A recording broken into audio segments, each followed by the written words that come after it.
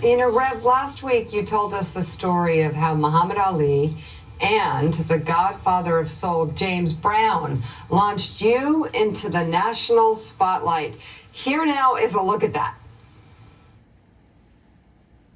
Joining James Brown, Muhammad Ali, and myself now from New York City is the Reverend Al Sharpton. And Mr. Brown, James, I'd like to ask you about this young man, how you came to meet him, and what the National Youth Movement, which he represents, is all about. It started as a kid, juvenile delinquent, and everything. Had no model. And I was able to be a model for a young man like this. And what he turned out to be is a minister, and he preaches the right thing, and I'm for him 1,000%. I'm for everything he's about. A man like me didn't have a father at home, but I had a James Brown to look up to and would want to sing and dance like him, or Muhammad Ali, who I saw stand up and get worth millions of dollars of stamps to the government so that I would have a right to come 10 or 20 years later and try to fight for my kids. I think it's awful weak to tell a kid, you can be a James Brown, one of the greatest entertainers in the world, and me, one of the greatest fighters. And like you said, the hundreds of thousands of millions of kids that need a break. You can't have that many great people, but they can get educated, they can go to school, they can learn. Reverend Al, I guess first of all, what's it like to watch that now? It's amazing. I mean, to think of these two historic figures who are the ones in 1981 that brought me on the first national show and gave me exposure.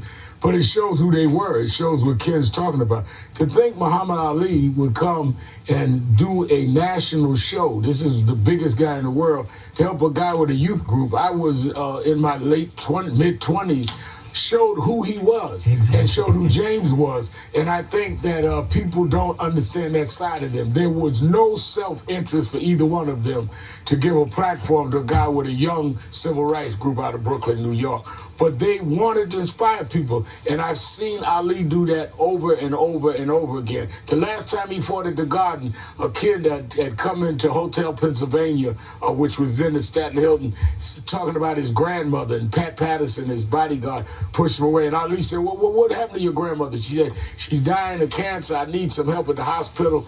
And they said, oh, another beggar. And Ali said, wait a minute, check it out. And the woman was in that condition. Ali fought that night in the Garden. It was his last fight in the Garden. And he had that woman at ringside. And when the guy fighting him almost knocked him down, Ali kind of stayed up there. At the end of the fight, Ali won. And I remember at the press conference, Ali said, I was on my way to the mat, but I wouldn't fall because that grandmother was dependent on me.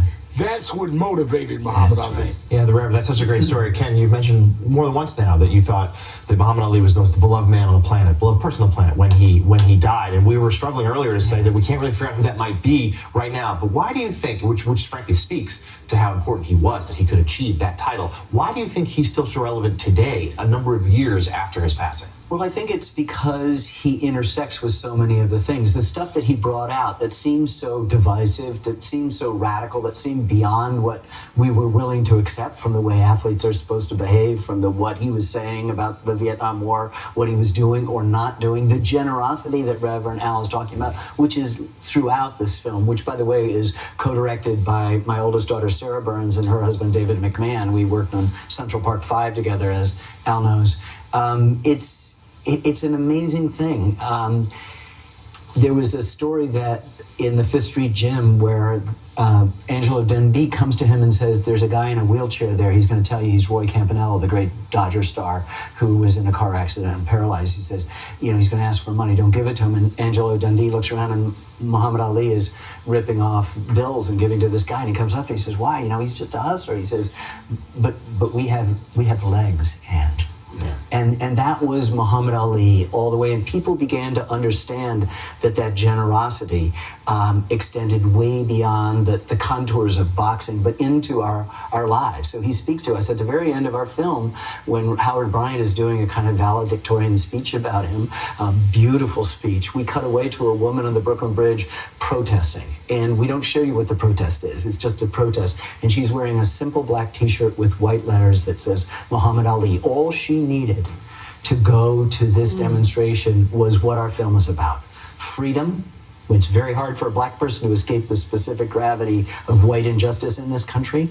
Courage, which he exhibited in great quantities, and love. which was his ultimate message. As Reverend Al says, he understood that all the religions were the same, and used to say that it was just all tributaries, the same thing, the same water flowing to the same great sea. All right, Ken Burns, thank you once again. Good The to see first you. episode of Muhammad Ali premieres this Sunday on PBS, and we'll all be watching. Ken, thank you very much. Coming up,